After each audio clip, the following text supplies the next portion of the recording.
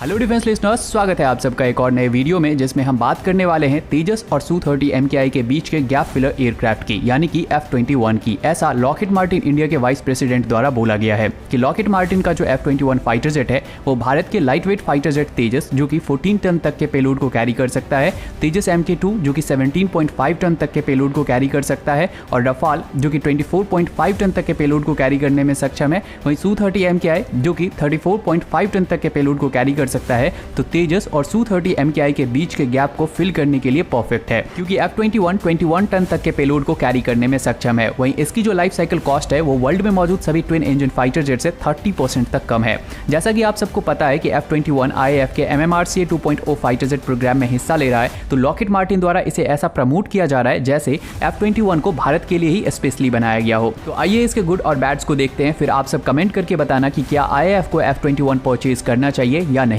सबसे पहले तो आप लोग ये समझिए कि F-21 F-16V का ब्लॉक 70 वेरिएंट है, जिसे भारत में प्रमोट करने के लिए F-21 का नाम दे दिया गया है। पाकिस्तान के पास जो F-16 है वो ब्लॉक 52 वेरिएंट है, जो कि एक पुराना वेरिएंट है। वहीं ब्लॉक 70 न्यूली बिल्ड वेरिएंट है जिसे भारत को ऑफर किया गया है। ब्लॉक 70 F-16 से कहीं ज्यादा सुपीरियर है और एडवांस भी है। इसमें ट्रिपल रेल लॉन्चर का यूज किया गया है, जिस पर एक साथ 3 AIM-120 BVR रैम को लगाया जा सकता है, जो कि 40% ज्यादा है इसके पुराने वेरिएंट से। और F-21 लेटेस्ट MRAM जिसकी रेंज 160 किलोमीटर की है उसे भी कैरी कर सकता है।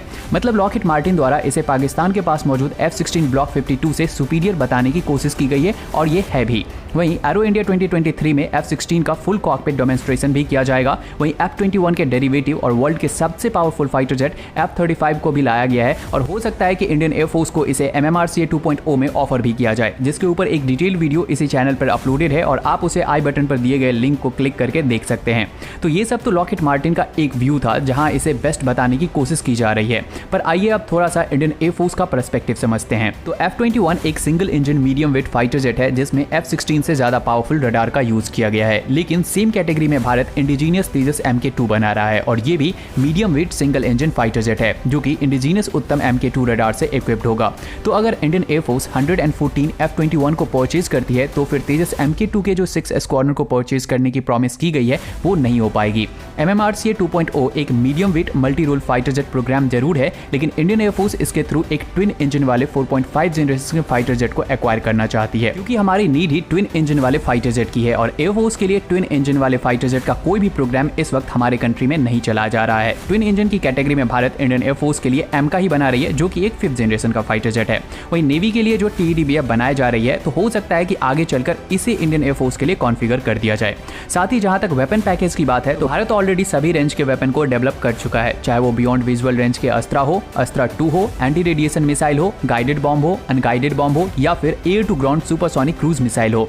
ऐसे में F-21 किसी भी एंगल से इंडियन एयरफोर्स के लिए सेंस नहीं बनाती है। साथ ही USA के फाइटर जेट और वेपन्स बहुत सारे टर्म्स एंड कंडीशंस के साथ आते हैं। अब भले ही F-21 F-16 का एक एडवांस वर्जन हो, लेकिन भारत की रणनीति पाकिस्तान सेंट्रिक अब नहीं है बल्कि चाइना सेंट्रिक है। तो मुझे नहीं लगता है कि F-21 एक गैप फिलर है और इसीलिए तो लॉकहीड मार्टिन भी F-35 को लेकर आ रहा है, क्योंकि कहीं ना कहीं उन्हें भी ये बात पता है कि तेजस MK2 के डेवलपमेंट के लिए फंडिंग ऑलरेडी कर दी जा चुकी है और इंडियन एयरफोर्स कभी भी सिंगल इंजन फाइटर जेट को एक्वायर नहीं करेगी। बाकी आप लोगों को क्या लगता है ये हमें कमेंट करके जरूर बताएं। तो आज के इस वीडियो में इतना ही। उम्मीद है आपको ये वीडियो इन्फॉर्मेटिव लगी होगी। अगर लगी हो तो लाइक करें, शेयर करें और चैनल को सब्सक्राइब करें।